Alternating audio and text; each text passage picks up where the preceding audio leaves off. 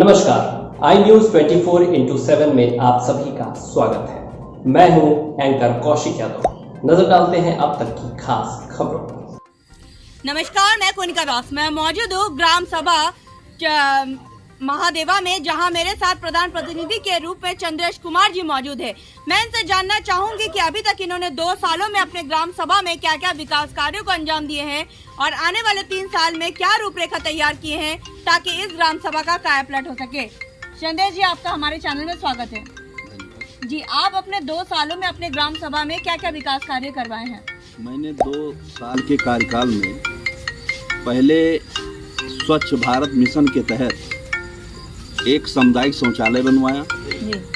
उसके बाद 250 metre खड़ंजा interlocking, कुछ नालियाँ भी बनी हैं, 100 फीट लमसम 60 वार्ड बने हैं, इंडिया मार्ग का नल 6 रिबोर हुआ है और 3 से 4 चक्रोट बने हैं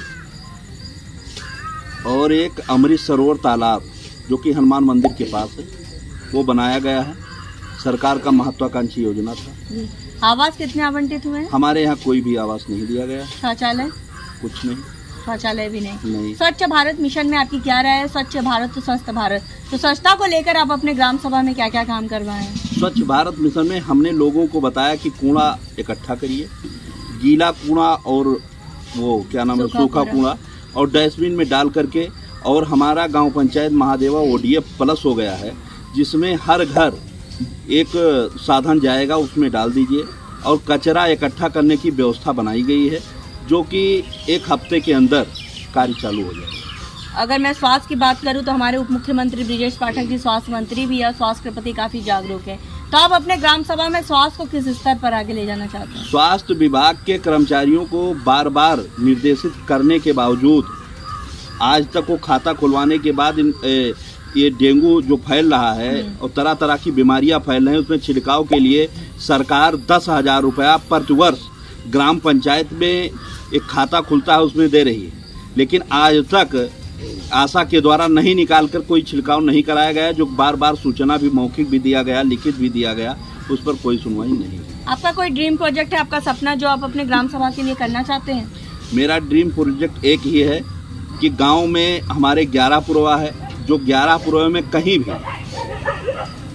एक शादी के लिए वो नहीं है, बारात घर या मैरिज हॉल कोई भी ले लीजिए, हमारे यहाँ 11 पुरवे पे नहीं है। सरकार की मंशा है कोई भी सरकारी बिल्डिंग में सामूहिक कार्यक्रम नहीं होगा, इसलिए वो मेरा ड्रीम प्रोजेक्ट है।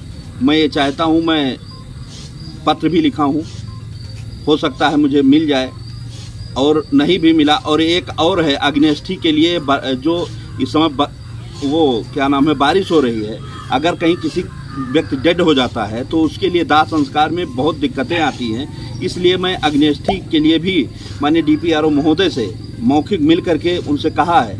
उन्होंने कहा है कि ज़िले में हो सकता है 1-2 आए तो आपको हम ज़रूर दे देंगे। हमारे यहाँ एक कंपोजिट विद्यालय है जो माननीय कमिश्नर साहब ने गोद लिया है। बार बार कमिश्नर साहब आते हैं, इसलिए सारे अधिकारी यहाँ आते हैं तो उनसे बात होती है, तो ज़्यादातर ये है कि हो सकता है हम लोगों को मिल जाए। सरकार, आपके यहाँ के कोटेदार कैसे हैं? हमारे यहाँ कोटेदार ठीक भी हैं और जैसे जो तपे कुचले लोग हैं उनको कम भी देते हैं। घटतौली करते हैं? घटतौली है वही 1 किलो। क्या नाम है? श्याम प्रकाश वर्मा जी। आपके ग्राम सभा में जब सर्वे हुआ, सर्वे के अनुसार बहुत सारी जनता हमसे मुखातिब हुई है, बहुत लोग आपके काम से खुश है, कुछ नाखुश है, जिनका कहना है कि कूड़ेदानी की व्यवस्था अभी तक नहीं हो पाई है, स्वच्छता पर ध्यान नहीं दिया जा रहा है, रोडों का हाल बेहाल है। इस बारे में आप कुछ कहना चाहेंगे? भारत सरकार और उत्तर प्रदेश गवर्नमेंट दोनों मिलकर कूड़ेदान की व्यवस्था क्षेत्र पंचायत को दे दी गई है। गांव पंचायत को कूड़ेदान की कोई व्यवस्था नहीं दी गई है। ODF प्लस में भी कूड़ेदान की कोई व्यवस्था नहीं दी गई है। केवल हम लोगों को वो बनाना है शोक पिट और कचरा घर के अतिरिक्त हम लोगों को कोई सुविधाएं नहीं दी गई है। अगर कोई मांग करता है तो हमारे स्तर से लिख कर जाएगा, क्षेत्र पंचायत को अप्रूवल है, क्षेत्र पंचायत या जिला पंचायत ही उसको दे सकती है।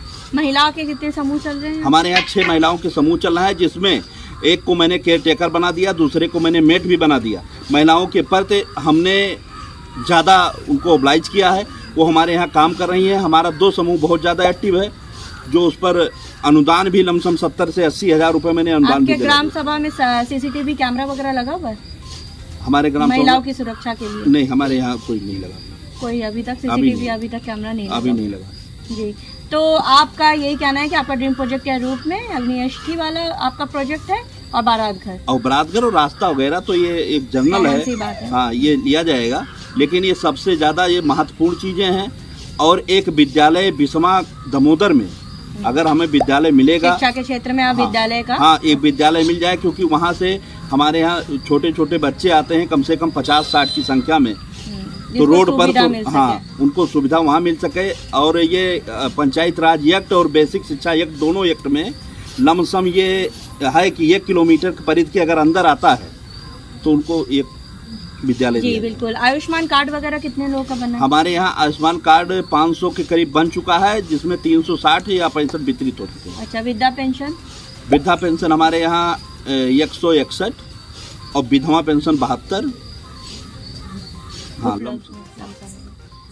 हमारे साथ प्रधान प्रतिनिधि के रूप में मौजूद थे, जिनका साफ तौर पे कहना है कि इन्होंने इस ग्राम सभा को अथक प्रयास किया ताकि नंबर 1 ग्राम सभा बनाया जाए। जैसा कि इन्होंने साफ तौर पे कहा कि इनका ड्रीम प्रोजेक्ट के रूप में सबसे ज्यादा बारात घर की इनको आवश्यकता है, अग्निष्टि की आवश्यकता है, जिससे लोगों को सुविधा उपलब्ध हो सके। जब हम ग्राम सभा में सर्वे किए थे, सर्वे के अनुसार बहुत सारी जनता हमसे मुखातिब हुए थे, जिनका कहना था कुछ लोग काम से खुश है, कुछ नाखुश थे, जिनका कहना था कि ग्राम सभा में अभी तक कूड़ेदानी की व्यवस्था नहीं हो पाई है, सड़कों का हाल बेहाल है, जिससे उनको असुविधा होती है, स्वच्छता पर भी ध्यान नहीं दिया जा रहा है। लेकिन हमने भी उससे वादा किया था कि गांव की कहानी प्रधान की जुबानी उन तक ले आएंगे और प्रधान की समस्याओं से भी आपको रूबरू कराएंगे, ताकि आप इनको वक्त दें। इनके पास अभी भी 3 साल का वक्त है, जैसे जैसे बजट आएगा वैसे वैसे अपने ग्राम सभा के लिए काम करवाएंगे। और हमें उम्मीद भी है प्रधान प्रतिनिधि जी कि आप ग्रामवासी की समस्याओं को न केवल सुनेंगे, उसका निवारण भी करेंगे।